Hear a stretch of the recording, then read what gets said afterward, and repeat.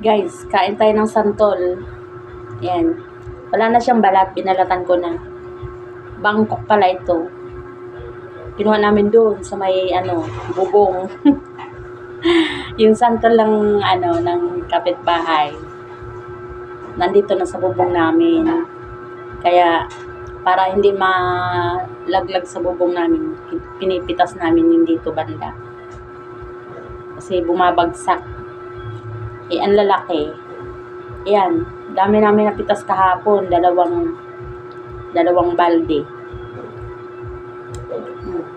Kaya, kamis.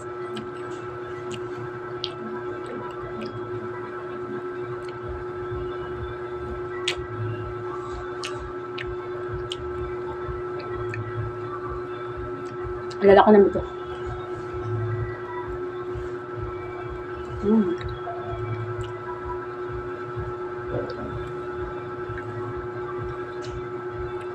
Maglalaway kayo.